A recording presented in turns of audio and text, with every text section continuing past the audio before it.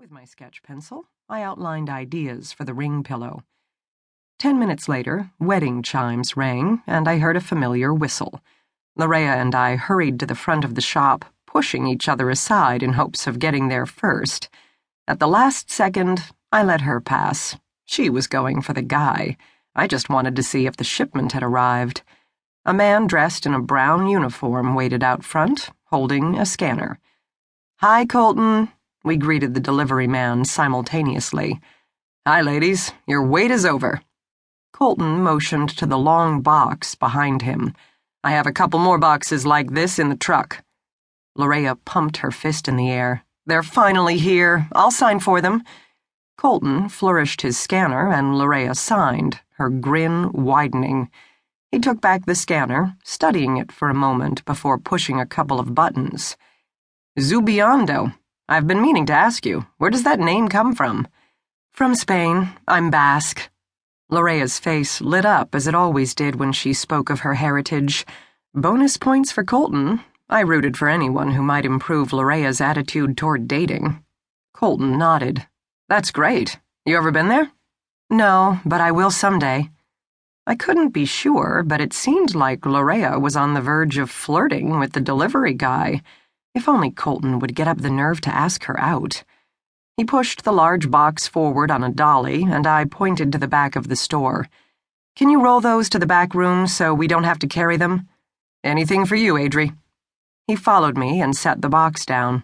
"What's in here?" "Wedding dresses," I said. Larea ran her hand lovingly over the box and then pushed it farther into the back room. As she ripped the packing tape to open the box, my stomach flipped in anticipation. "Dresses now, too? I thought you mostly planned the weddings." Colton stopped and surveyed our showroom. "You like to stay busy, don't you?" "Actually, the dresses are for Larea. She's getting married this weekend." "What?" Colton fumbled with his scanner. "Don't believe a word she says." Larea hurried out from the back, carrying a vacuum-sealed package of beads and lace that I was sure made up a beautiful gown. "But I think she'd look great in that dress, don't you?" I ignored the death stare coming from my friend. Colton's cheeks flushed. "I'll get the other boxes." He hurried out the door. "You chutty boru." Larea reverted to Escada once Colton had gone. "What are you trying to do to me?" I laughed. She had called me a bird brain in her native Basque language at least 100 times. "Just proving my point," I smirked. "You like each other." Larea turned with a huff and went back to unpacking dresses. Colton brought 2 more boxes inside, and I kept my mouth shut. "Thank you, Colton," Larea said. "Good luck with everything, ladies." Colton winked at Larea as he walked away. I waited until I heard the door close to say, "See, I told you." Larea shook her head and pulled out several more bags containing the dresses. 4, 5, and that one makes 6. She gestured to the third box. "The last 4 are in there." The bag rustled as I opened the tight packaging and pulled out a gown. The dress seemed to breathe as it broke free, and I hung it on the clothes rack.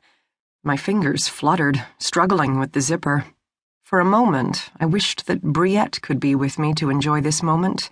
I blinked to clear the moisture in my eyes and continued unveiling the dress. "Careful," Larea murmured, edging closer. Folds of creamy satin hung like graceful dancers surrounded by tulle and sparkle.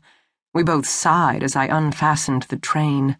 The satin rustled, trailing from the bodice to the floor. A dusting of pearl glitter covered the gown, and intricate beadwork and embroidery adorned the bodice and hem. "Larea, this is perfect." I rubbed the satin between my fingers. "Sylvia is going to be so excited to try it on." I saw her flinch at the mention of our least favorite client, Sylvia Rockfort. At 28, Sylvia was close to my age, but that was about the only thing we had in common. She was a soap star diva. Sylvia had had her 10 minutes of fame in a now-canceled soap opera, and enough plastic surgery to make sure everyone remembered it. Larea kept her focus on the dress. "It's exquisite, and when Sylvia..."